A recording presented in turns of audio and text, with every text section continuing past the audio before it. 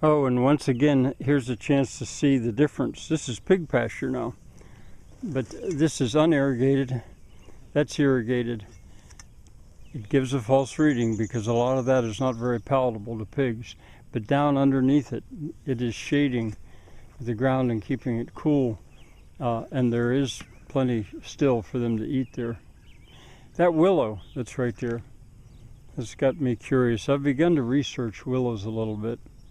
I think they're probably a good thing, but I just don't want them to get out of control. I thought maybe you might enjoy my piglets. I think I've got 14 from 2 or 3 different litters mixed. 3, 6, 9, 12, 14, 15 maybe. Let's try again. 3, 6, 9, 12, 13, 14. I think 14. That's my oldest sow now. Her name is Molly.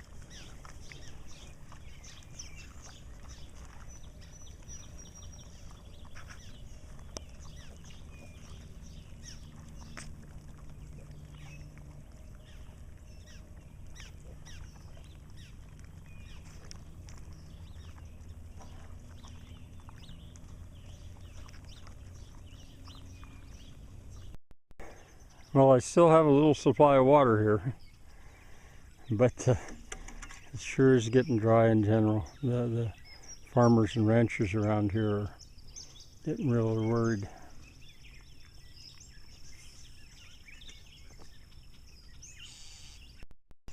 To give you some idea, this is the goat pasture and the way it's looking. It's actually not too bad, not for the number of goats I have. That, incidentally, is the cherry tree house. Joyce, you might be interested in seeing that.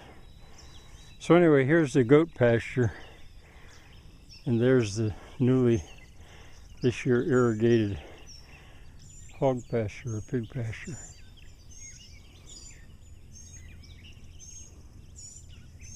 Now a little further up, the goat pasture doesn't look so good. I do want to show you that these are very old zonjas that I once had full of water, maybe 40 years ago, but they're still here. If I had been active enough or had help enough or whatever this spring, I could have had them full this year. Now at this point, I don't know, probably not. That would involve storing water in the ground way up a ways. Coming down the other side of the hill, there are my goats heading out to pasture. This is a goat pasture here. That's a mix. The pigs have been in there as well as the goats right in there. This is that area that the pigs plowed up really for me and harrowed. I'm not going to plant it in anything. I'm going to let it come back with what's native. But I'm here largely because I wanted to see if the water was reaching this area, if they had water to drink on the ground, and they do. I'm going to go up and make sure I'm getting all the water I can here, but I'm going to have to turn my attention to the well. There's a well right there under that partially built building, and it's probably time for me to get a pump to it. I've been carrying water the last couple of days to the goats because I've got a couple of old ones. I just didn't know if they could get to the water. So anyway, I'm going to work my way up this and make sure I'm getting all the water I can from it. This is the Western Canal. Oh, and once again, here's a chance to see the difference. This is pig pasture now, but this is unirrigated. That's irrigated. It gives a false reading because a lot of that is not very palatable to pigs.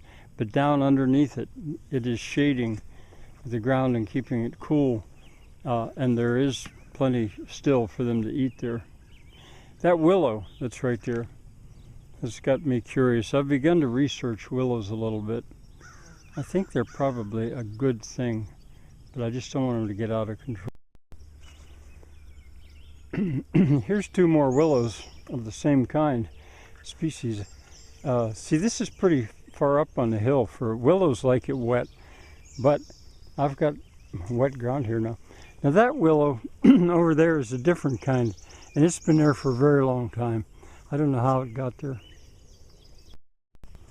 I wanted you to experience the interface, so don't worry about all that wood. I'm going to gather it up and use it for heat.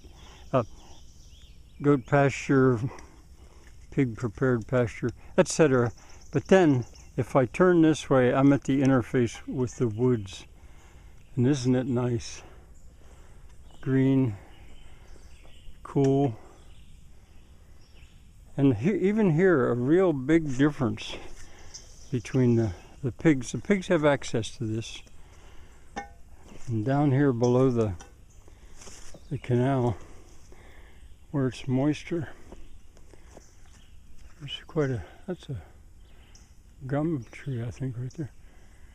Different species and much greener, but that's, you know, if you look over a little bit further past this area, that's older forest. When they logged this, 50 years ago, I'd asked my parents to please leave a little bit old trees, and they did. And there's some of it. Now here's the natural drain, and I see I've got some water going by. Don't have much. Probably more water's in my canal, but I'm going to go look at that. I may see if I can keep that up higher. Bridge that Andy and Donna built, and there's the water flow in the natural drain, and here's the water flow in my canal. I think I might be able, I probably don't have what I need with me right now to steal or borrow or more of that. See, there's the natural drain. And here's the canal. And this is Michael Weir, the site where I'm going to be building a bridge. Natural drain canal. So where's that coming through?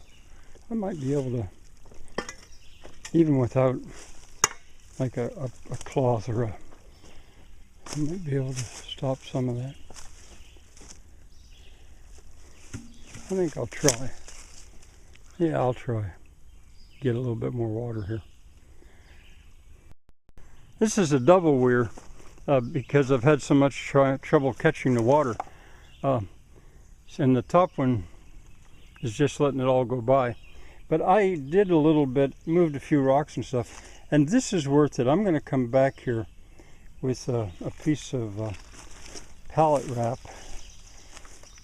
and a few other things, and because remember, the natural drain, it recaptures water all the time as it goes.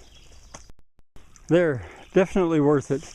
There's a respectable flow there now. Believe it or not, that'll go all the way to the barn. You irrigate acres, that flow. It's hard to believe. I'll make this part of my bridge building here. I'll come up here with some tools.